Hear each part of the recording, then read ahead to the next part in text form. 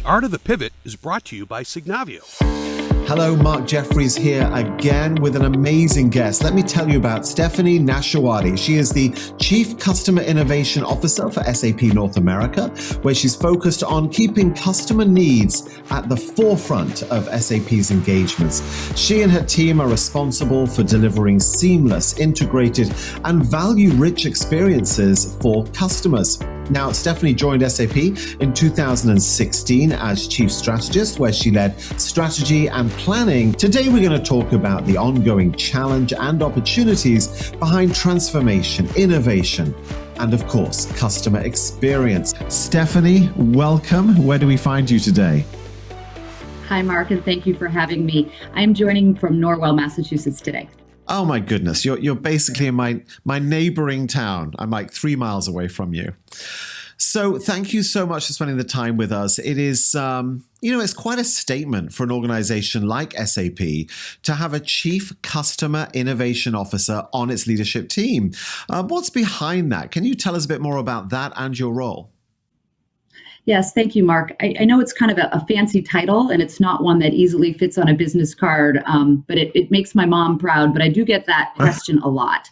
So what my organization does, it's a team of 650 or so technical and industry experts who work with customers of all shapes and sizes across all industries to leverage our SAP technology to really solve their most complicated problems. Some of this, Mark, is done using out-of-the-box software, but in many instances, my team actually sits side by side with customers and creates solutions directly with them.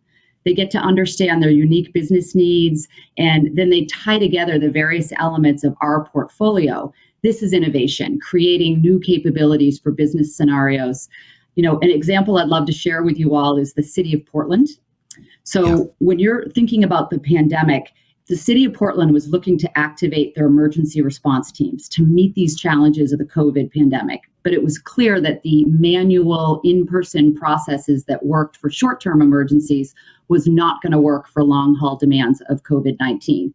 The very size and scope of the crisis meant that Portland needed thousands of people to manage new and different tasks, and staffing requirements changed every day.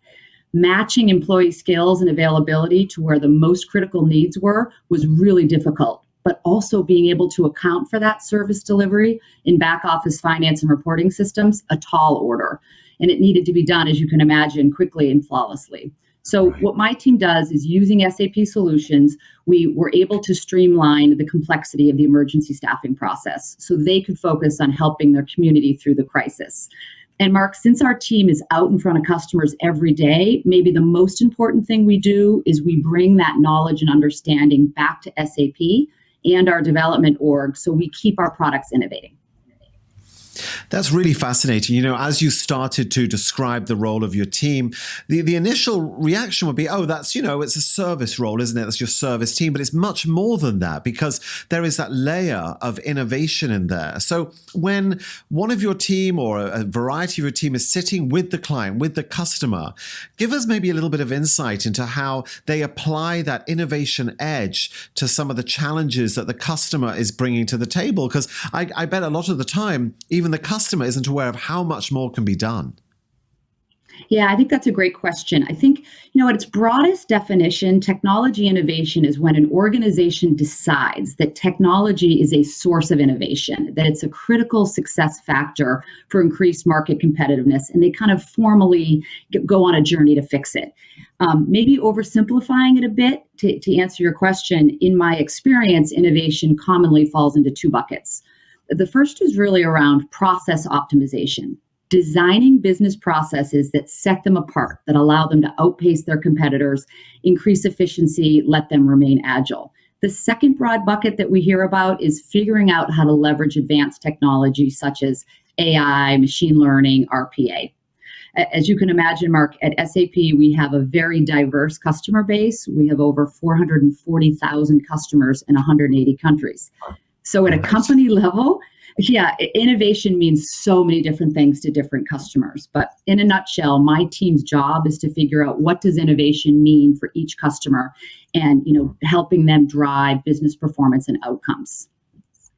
And you make such an interesting point about the fact that your team is out there every day. They're seeing so many examples of changing needs, of transforming organizations. They're having to apply this innovative thinking, and then they're bringing back to base everything that they learn. How do you go about collating all of those learnings? How do you make sure that nothing is missed?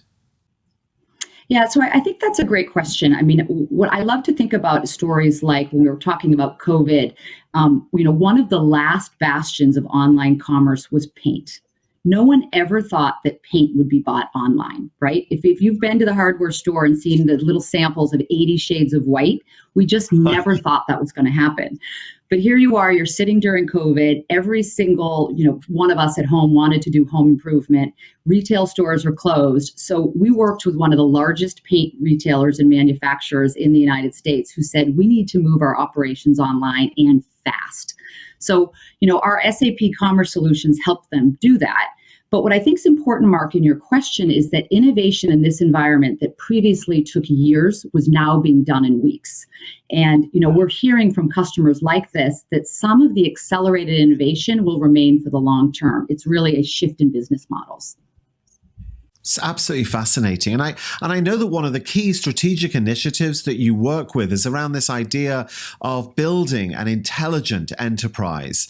Now, for someone that's not seen the term before, how would you define it? How would you describe it? Yeah, that's a great question, Mark. It's not as complicated as it may sound at first. I think most people are more familiar with this idea of digital transformation, which is really just replacing manual processes with digital technology. So if you think of digital transformation as the foundation, and it's the building layer for intelligent enterprise. But intelligent enterprise goes a step further. It takes this data created by the automation, it connects it and centralizes it, so it's now actionable insights. So maybe a simple example, if you were a home improvement retailer and you were trying to figure out, is home delivery of washing machines in Tucson, Arizona profitable? Figuring that out, how do you price them? How do you promote them? You need data from across the organization to figure that out. And as consumers, I think we forget sometimes about that complexity. So the second piece around it is that intelligent enterprise is about inserting AI, machine learning, RPA, intelligence directly where we can into end-to-end processes. And if, before COVID, digital transformation was a line item on most business agendas, but the pandemic brought into focus how vulnerable companies are. If you're an auto company, how do you know which suppliers can deliver? If you're a retail store, how do you make sure you don't have excess inventory or not enough inventory? If you couldn't evaluate financial planning, you couldn't make sure your revenue was flowing. So COVID, I think, made these gaps in organizations much more apparent. That we couldn't connect the dots was very apparent. So to answer your question succinctly, I think intelligent enterprise is all about a company's most critical asset, data that is shared to run a business more intelligently. Does that make sense? Oh, absolutely. And I, as a host and a moderator, I've worked with IT and tech companies for 12 years now. And we always come to this point where we look at the opportunity that organizations have in front of them. And it's like being a kid in a candy store because there are so many different areas, right, where we could apply these advanced technologies. And so the question that I had for you, and you may have already answered it with AI, but the question is, how do we know when and where to apply these technologies? Because we can't do it everywhere all at once. But I guess the pandemic has shown us that when we have to act fast, we can. But when and where is the question. How can we make those essential decisions, and what can help us come to the right decisions? I love that question, and I will tell you, I have great sympathy for CIOs, CFOs, CEOs trying to figure that out, because people in their org are all saying, start here, or different vendors are saying, start here. So I can share my point of view, and my first piece of advice is always, when you're starting this journey, avoid automating bad processes with intelligent technology. Knowing where to start is about understanding your organization, your processes, your bottlenecks, and your organization structure. Once you understand that, I think that's where you start. For me, the technology is kind of the easier part. What I would say, again, in being a little oversimplifying perhaps, but no matter the size of the industry, To tackle today's problems, companies are focused on three primary outcomes, Mark. The first is we need to create resiliency, allowing them to steer their company through challenging times. The second is kind of the age-old increased profitability, top and bottom line, pretty simple stuff. The third, which is a newer and more nuanced, is we're hearing more and more about sustainability. How do we reduce our carbon footprint? How do we reduce waste? How do we improve working conditions? And, Mark, you may say, like, what does sustainability have to do with the intelligent enterprise? But a holistic view across the organization is essential if, for example, you're an airline and you want to know your carbon footprint across the entire value chain. So intelligent enterprise helps you do that. Asking you where to start, when you ask where to start, the next piece of advice I would give is, from a technology perspective, select trusted partners, software, hardware, SI. And what I mean by trusted are people who are customer-centric. They're trying to drive value for their customer. Those who look at you and they optimize your existing technology investments, don't just try to sell you a lot of new stuff. I also think it's important that you look for vendors who are embedding this intelligence directly into their solutions, so you don't have to ask yourself those questions, Mark. So, for example, with SAP, our HR solutions, our SuccessFactor technology automatically detects bias in recruiting, something I think we all want to do. Our finance solutions allow you to do, automated CAS application matching, which means we connect our billing and our invoicing automatically. That means people don't have to do that work anymore. Helps with efficiency, helps with morale. So those are kind of the things I would say. Understand your biggest problems, partner to solve them, work with vendors who embed artificial intelligence. Very valuable advice all across that chain. But right at the top of the answer, you said something that made me smile. You said, don't automate bad processes, which is kind of obviously, right? Obviously. But there are so many organizations with nothing but love and respect, I say this, who don't really see that their process is bad because they live and breathe it every day. They think it's working. And so to an extent, that's where the human comes in, right? Because AI can only show you so much and the software can only solve so much. You still have to have that human moment where you step back and go, this is a bad process. Yeah, exactly. You don't just want to do bad processes faster and pay for it. Right. Right. All right. So when people are making the right decisions, they're doing what you're saying, they're partnering for success, that they are getting that low-hanging fruit, they're bringing in the right solutions. What sort of results do organizations see? And when you answer this question, I'd love for you to maybe introduce to us any stories where organizations got more than they were expecting, and that kind of enthused them to then do even more. Yeah, so that's a great question. I think when you look about value and how do you know when things are approved, there's kind of the art and the science of it, Mark.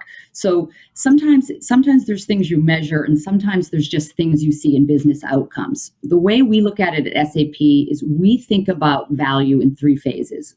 It's important that upfront you decide what you're going to measure and what you're going to focus on, the old KPIs. Here are the things that we think could be better and how do we improve them. So we do it in three phases. Value discovery, where we build a hypothesis case. We say we think we can impact these things, days outstanding, inventory turns, anything depending on the industry. The second phase is where we come back in and we do value realization and we say, how was the actual business execution aligned to the hypothesis? Did it really happen?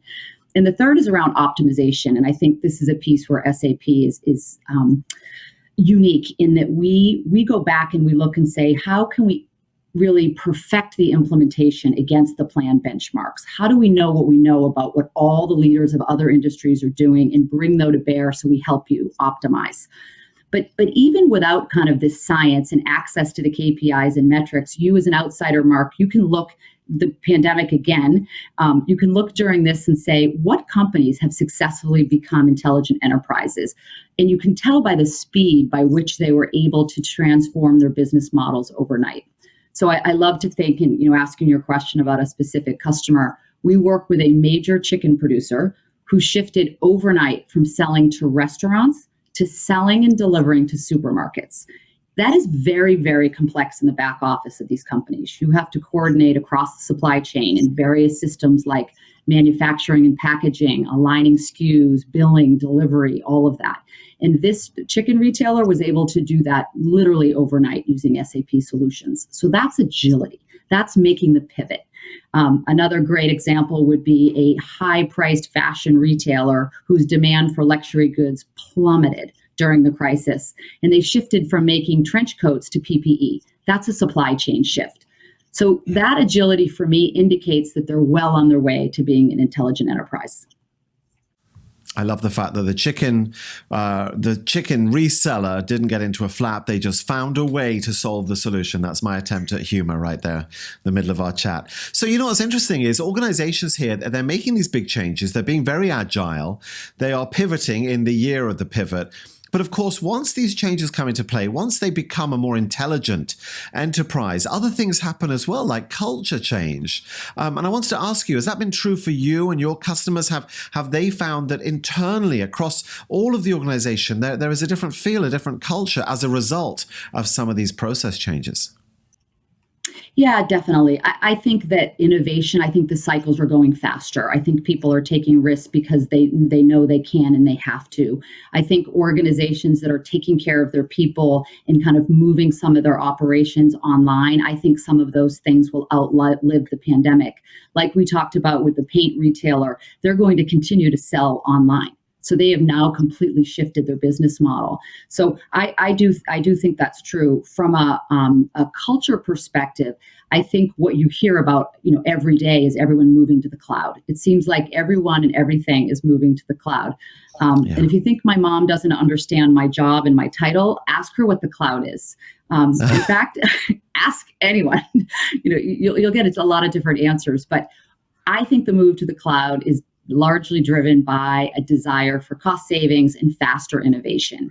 I think many companies across all industries have decided they're going to stick to their core competencies of producing chicken, making automobiles, running their banks, and making paint, whatever it is. And they're going to let technology companies help with the technical infrastructure and the business applications. So tech infrastructure that used to sit on premise at a customer location is in many cases now sitting in someone else's data center. That's a change in control. It's a change in who owns the responsibility for operations, for risk, and for innovation. So, when you think about cloud, we also talk about SaaS, software as a service, a software licensing and delivery model in which software is licensed on a subscription basis and it's centrally hosted, which is known as on demand. Why I bring that up in response to a question about culture is if you know that your customers have the power of choice every year, that drives change in how you sell to your customer. The most important letter in SaaS is service, how we service our customers. So whether it's SAP or any of the folks that we work with in our ecosystem, I think the shift to cloud has fundamentally changed our culture and the culture of others about putting your customer in the center and delivering for them every day. I'm old enough to remember when cloud was, well, maybe we will, maybe we won't. There was a security concern, just not anymore. This is how we all operate, and we operate as consumers in the cloud too. I have a Tesla parked outside. I was very excited to get myself a Tesla, and that thing is software as a service. There's an upgrade that comes down every couple of weeks, and it's like I have a new vehicle. And so we're all getting very used to that. And what that means, of course, is endless digital transformation, but also, I guess, a change in the nature of our teams as well. Talk to us a little bit about how building effective teams can be helped by some of the changes we're talking about here. Yeah, I love that question, Mark. I mean, SAP has acquired so many best-of-breed cloud companies, Concur, Ariba, Qualtrics. The list goes on.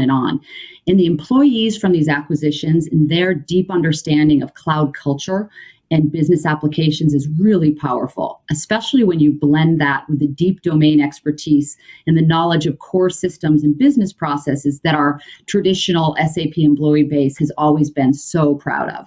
So for us, our talent is really our secret sauce. How do you blend established talent and new talent, these digital natives who have, as you said, high expectations for software with a workforce of 25 years experience in supply chain, warehouse management, or deep industry expertise in public sector and manufacturing? Combining those together makes us feel we're really going to be able to deliver incredible value to our customers. When you ask me how I personally think of building teams, it's about diverse teams build and drive better outcomes, full stop. They just do. By definition, when you approach a problem from multiple vantage points and you debate it vigorously, the eventual outcome is much more resilient and creative. And I think one of the mistakes we often make when we're hiring is we ask ourselves, does this candidate fit into our culture? I think we should ask them, will they try to make our culture more diverse? Will they make it vibrant? Will they stretch it? So I think too often we fall in the trap of hiring people who look and act like us, especially early on in our management careers. We view it as an extension of our social circle, but you miss a lot of amazing talent that way. So after many, many years of building teams, I now recognize that strong leaders hire people who don't think exactly like them, who challenge them, and who fill gaps in their knowledge or experience. And that's where the magic happens. And I think we bring that to our customer base when we reflect the diversity in their organizations. Very interesting. You think about, as we come to the end of our conversation, you think about the development of your teams, the development of our intelligent enterprises. We talk about digital transformation. It sounds like we're all on a journey. And of course, the nature of a journey is very often there's a destination of some sort. We'll get there and we'll go, hooray, we're here. I have a feeling that we won't ever actually reach the destination because the destination will keep moving further away. So with that in mind, what's next for SAP, for you and your amazing team? Yeah, so I think that's a great question. And you're right. I don't think of things as a journey like a plane trip. I think of them as a circle. It's about optimization, getting better. And it's kind of like all of us as humans, right? We're work in process, trying to get better every day. We'll never be finished.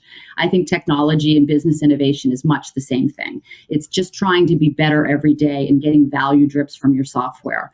So, for me, given the industries we cover and the breadth of our solutions, I learn something new every day. I get to talk to leaders of industry and hear what they're struggling with, but also their vision for the future. Right now, Mark, it's really energizing to be able to work with companies like Moderna on cold chain tracking as they plan for the COVID vaccine distribution. I feel like I'm in the center of the universe watching retailers, airlines, et cetera, manage through the disruption. And, when we can help, it feels incredible. It really does, especially when you know that you are making a big difference. Stephanie Nashawaty, thank you so much for sharing your insight, your ideas, and the incredible journey that you were on, even though it's clearly in a circle, a virtuous circle, if I may. Thanks again. I appreciate it. Thanks, Mark. The Art of the Pivot is brought to you by Signavio.